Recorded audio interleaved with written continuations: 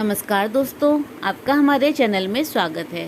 संपूर्ण वर्ष में केवल एक बार अक्षय तृतीया के दिन होते हैं भगवान श्री बांके बिहारी जी के चरणों के पावन दर्शन। दोस्तों, अक्षय तृतीया को वर्ष में एक बार वृंदावन के श्री बांके बिहारी जी करते हैं भक्तों पर असीम कृपा। इस दिन देश व दुनिया के भक्त श्री बांके बिहारी जी के चरणों की एक झलक पाने के लिए आते हैं। भगवान श्री कृष्ण के बृहद स्वरूप का दर्शन वृंदावन में विराजमान श्री बांके बिहारी के रूप में होता है। विशेषकर वैशाख मास के तृतीया तिथि यानी कि अक्षय तृतीया पर्व पर पूरे वर्ष में केवल एक बार ही श्री बांके बिहारी जी के संपूर्ण स्वरूप के दर्शनों का सौभाग्य भक्तों को मिलता है। मथुरा के वृंदावन के इस मंदिर की अपनी भव्यता और चमत्कारिक गुणों के कारण बहुत प्रसिद्धि भी है। तिरुपति बालाजी तथा माँ वैष्णो देवी की तरह ही बांके बिहारी के इस मंदिर में भी भक्तों के दान और उनकी श्रद्धा के लिए विशेष महत्व वाला माना जाता है। दुर्लभ दर्शन। विशेष बात यह है कि अक्षय तृतीया के दिन श्री बांके बिहारी जी का दर्शन दुर्लभ होता है और इस कारण भक्त वर्ष में केवल एक बार उनके पूरे स्वरूप का दर्शन करने दूर दूर से आते हैं। श्री चरणों का दर्शन अति फलदायी। वर्ष में केवल एक बार अक्षय तृतीया के पर्व के दिन ही भगवान श्री बांके बिहारी जी के श्री चरणों के दिव्य दर्शन होते हैं, जबकि पूरे वर्ष उनके पूरे शरीर के दर्शन तो भक्त पा लेते हैं, लेकिन श्री चरणों के दर्शन नहीं होते। चरण फूल और वस्त्रों से ढके रहते हैं। ऐसी मान्यता है कि यदि इस दिन प्रभु के श्री चरणों के दर्शन हो जाए तो ये बहुत फलदायी होता है।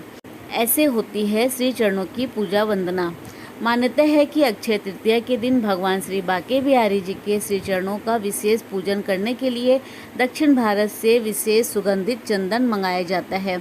अक्षय तृतीया को श्री बांके बिहारी जी को चंदन लेपन किया जाता है। विशेष बात, मंगाए गए चंदन को घिसने की प्रक्रिया अक्षय तृतीया तिथि के 1 महीने पहले ही शुरू कर दी जाती है। अक्षय तृतीया के दिन अंतिम बार इसे घिसकर भगवान के श्रृंगार से पहले लगाया जाता है।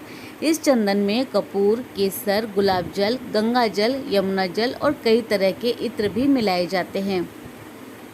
मंदिर में स्थापित प्रतिमा की दो विशेष बातें। मंदिर में स्थापित प्रतिमा की दो विशेष बातें हैं। पहली ये कि यह प्रतिमा स्थापित नहीं की हुई है, बल्कि स्वामी हरिदास जी की भक्ति से प्रकट हुई थी।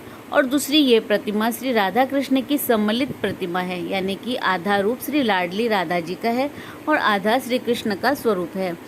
ऐसे शुरू हुई श्री चरणों के दर्शन की परंपरा। भगवान के श्री चरणों की दर्शन की परंपरा एक कथा से जुड़ी है।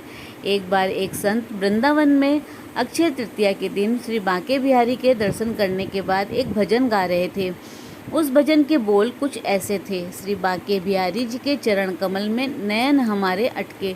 तभी वहाँ एक भक्त भी पहुँचा और उसे यह भजन बहुत पसंद आया और श्रद्धा भाव से वह भी गाने लगा।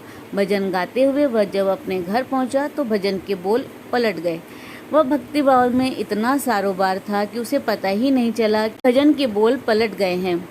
भजन कुछ ऐसा हो गया: बांके बिहारी जी के नयन कमल में चरण हमारे अटके। श्री बांके जी अपने इस भक्त के सच्चे मन और निर्मल भाव से इतने प्रसन्न हुए कि उन्हें दर्शन देकर उसे बताया कि वह उनका सबसे प्रिय भक्त है। भगवान ने जब उसे बताया कि उसकी भक्ति अन्य लोगों से अलग है तो भक्त पहले तो समझ नहीं पाया, लेकिन बाद में जब उसे अपनी गलती का एहसास हुआ तो वह प्रभु से क्षमा मांगकर रोने लगा। उसी के बाद से प्रभु के चरण के दर्शन की परंपरा शुरू हुई। तो बोलिए श्री वृंदावन बांके बिहारी लाल जी की जय। राधे राधे आप सभी भक्तों को। दोस्तों, आपको एवं आपके समस्त परिवार को अक्षय तृतीया के पावन पर्व की हार्दिक बधाई। आशा करते हैं कि ठाकुर जी के आशीर्वाद से आप सभी स्वस्थ एवं सुरक्षित होंगे। ठाकुर जी के चरण दर्शनों की यह कथा आपको कैसी लगी, कमेंट करके अवश्य बताएं।